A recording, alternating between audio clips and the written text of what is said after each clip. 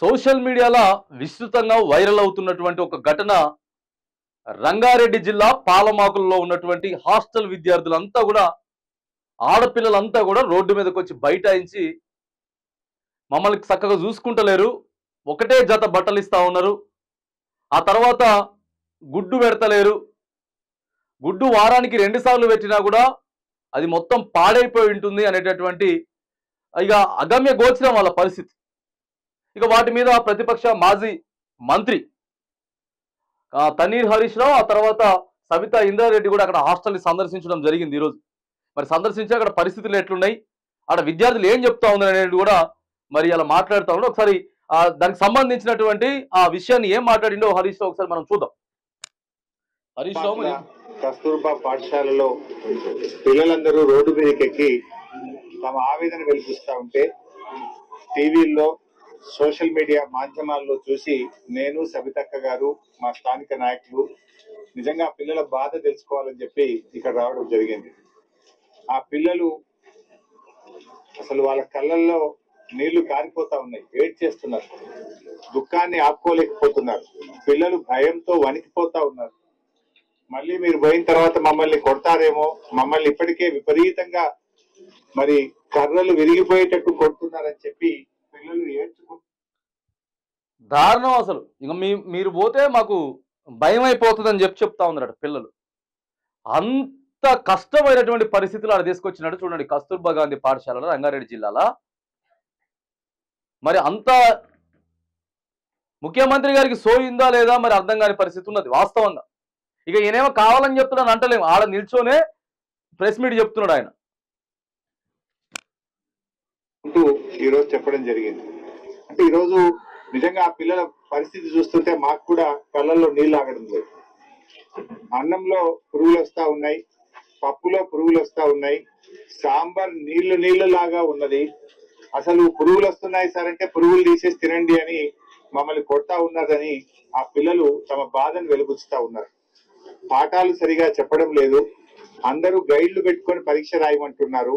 అటు విద్య లేదు, ఇటు భోజనము లేదు, కనీస సౌకర్యాలు కూడా లేవని చెప్పి హాస్టల్ నడిపించే వాడికి సోయిందా కొద్దిగానో? నీకు పురుగులు పడితే తీసి తినాలట. నువ్వు తింటావు ఒకసారి? నువ్వు తినరాదు, నీకు ఒకసారి పురుగులు వేస్తావు నువ్వు తినే దాంట్లో, అప్పుడు కానీ బాగుంటది. ఒక్కటే డ్రెస్ అటండి, ఆడపిల్లలకు ఒకటే డ్రెస్ ఇచ్చిరట, ఒకటే డ్రెస్ ఇచ్చిరట. చూడండి అసలు ఇంకేం చెప్తాడు చూద్దాం. పిల్లలు చాలా బాధపడతా ఉన్నారు. 6వ తరగతి పిల్లల్ని అడిగితే ఒక జత బట్టలు మాత్రమే ఇచ్చారు, ఇంకా 2వ జత బట్టలు రానే లేదు అని చెప్పి 6వ తరగతి పిల్లలు చెప్తా ఉన్నారు. బుక్స్ కూడా పార్ట్ 1 పార్ట్ 2లో ఒకరికి పార్ట్ 1 ఇచ్చి ఇంకొకరికి పార్ట్ 2 ఇచ్చి ఇద్దరు కలిపి చదువుకోండి అంటున్నారు. పూర్తిగా పుస్తకాలు కూడా పిల్లలకు అందినటువంటి పరిస్థితి లేదు. బట్టలు రావు, పుస్తకాలు రావు, కడుపు నిండా భోజనం పెట్టే పరిస్థితి లేదు.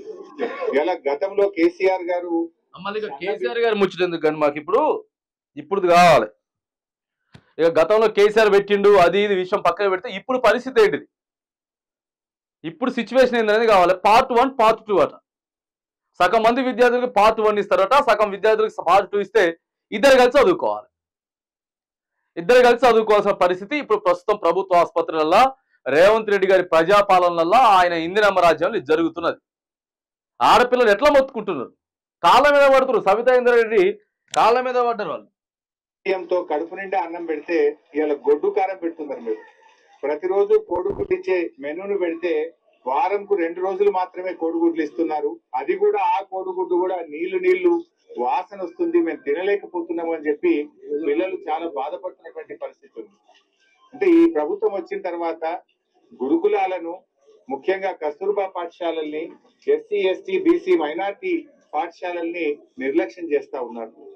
ఇలా మనం రోజు పత్రికల్లో చదువుతా ఉన్నాం, చాలా చోట్ల కూడా విష ఆహారం తిని పిల్లలు ఆసుపత్రుల పాలవుతున్నారు. దాదాపు 500 మంది పిల్లలు ఈ రెసిడెన్షియల్ స్కూళ్ళలో చదివే పిల్లలు ఆసుపత్రుల పాలయ్యారు. 38 మంది పిల్లలు ఇప్పటి వరకు రాష్ట్రంలో చనిపోయినారు. ఒకవైపు పాము కాట్లు, ఇంకొక వైపు ఎలుకలు.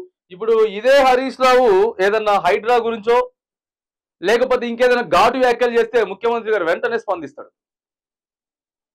విగ్రహం ఈ విగ్రహాల లొల్లి ఉంది కదా, మొన్నటిదాకా విగ్రహాల లొల్లి జరిగింది.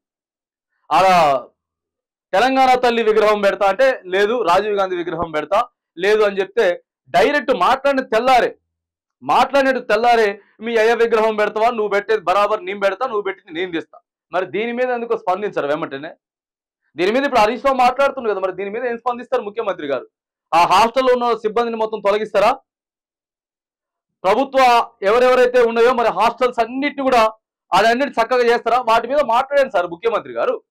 ఇలా హరీష్ రావు మాట్లాడుతున్నాడు. మరి మేము ఉన్నప్పుడు అట్లా చేసినాం ఇట్లా చేసినాం, నెంబర్ 1గా రోజు గుడ్డు పెట్టినాం, 2-3 జతలు బట్టలు ఇచ్చినాం, అందరికీ బుక్స్ ఇచ్చేసినాం, ఇప్పుడు సేత కావట్లేదని చెప్పి క్లియర్గా చెప్తున్నాడు హరీష్ రావు. కనపడుతుంది కదా, ఆయన నోటి మాట ద్వారాగా చెప్తుండు. మరి దీని మీద ముఖ్యమంత్రి గారు ఏం స్పందిస్తాడు చెప్పాలి. ప్రతి విషయం మీద స్పందించడంలో ప్రభుత్వ హాస్టల్కి సంబంధించి ఎందుకు స్పందించలేకపోతా ఉన్నాం? ముఖ్యమంత్రిగా మరిగా మీ విజ్ఞతగా అది మాత్రం వదిలేస్తా ఉన్నాం. ఎందుకనంటే చిన్న పిల్లలు రేపు రాష్ట్రానికి వాళ్ళే రేపటి ఐఏఎస్లు అవుతారు, ఐపీఎస్లు అవుతారు, వాళ్ళే ప్రభుత్వ అధికారులు అవుతారు. సమాజాన్ని నడిపించాల్సినటువంటి ఆడపిల్లలకి మనం ఇవాళ అట్లా చూసుకుంటే మాత్రానికి ఇక ఖచ్చితంగా కాంగ్రెస్ పార్టీకి చెడ్డ పేరు అవుతుంది. ప్రతిపక్షాలు మాత్రానికి 100కి 100% ఘాటుగా విమర్శిస్తా ఉన్నాయి. మరి దీని మీద రాష్ట్ర ప్రభుత్వం ముఖ్యమంత్రి రేవంత్ రెడ్డి ఎట్లా స్పందిస్తారో చూడాల్సినటువంటి పరిస్థితి ఉన్నది.